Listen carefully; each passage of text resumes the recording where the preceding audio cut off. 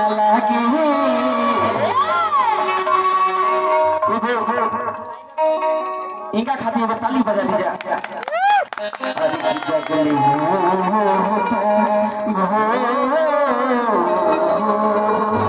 हमार गुरु जी कहिए रहे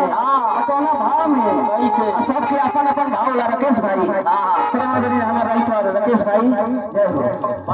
अब की हमारा के छोड़ी हे भाई अब की सैया अब की गईला विदेशवा हर की भुलाई रे रैला आकाशे के आकाशे के चलाई है ना हर की रे बधाई रे गईला हे भुलाई रे गईला कि अफरा मारा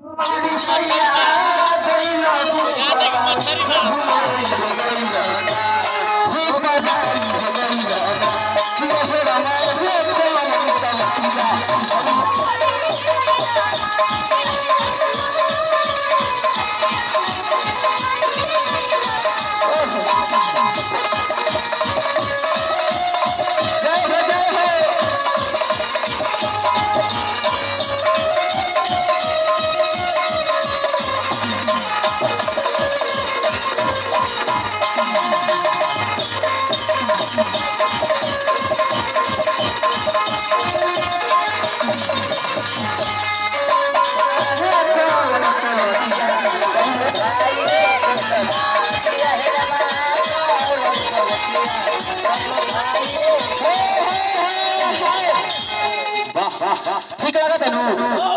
कहीं भी बाकी भोजपुरी भाषा जरूरी है जेके बोले से पहले संदर्भ भी दोनों जरूरी हो और ना कोनो गाना के पूरी है ना कोनो सुहागन के हाथ के चूड़ी दुश्मन के गर्दन पे चले वाला छुरी ये भाषा भोजपुरी के बोले से पहले संदर्भ भी दोनों कहां सिखला अभी रे इधर भाव आज की उठा तू है आज की भोरी की किरनिया आज की अखियां में प्यार की समाई दुनिया आज की बिंदिया बुझाला ऐसे जैसे आज की चांद सजने बड़ी है कि भगवान है चाचा कि बड़ी फुर्सत से आप सबकी बनवाए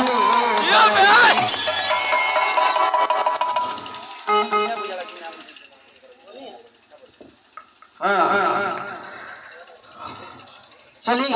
हमने का भाव लगा था और की रही कि ना रही खादा बापिया तेरा मदनी हमारा पूर्व मुखिया जन दोबारा चुकल रहे चाचा श्री उमेश यादव जी की तरफ से बहुत पुरस्कार दिल से लघु चाचा जी जय हो जय हो और की रही कि ना रही खादा बापिया और की काल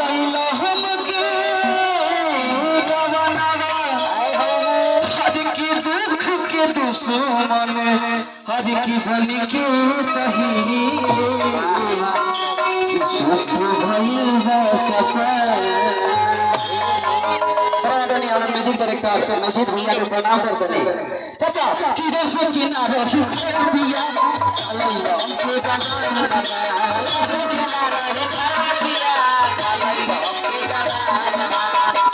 दुश्मन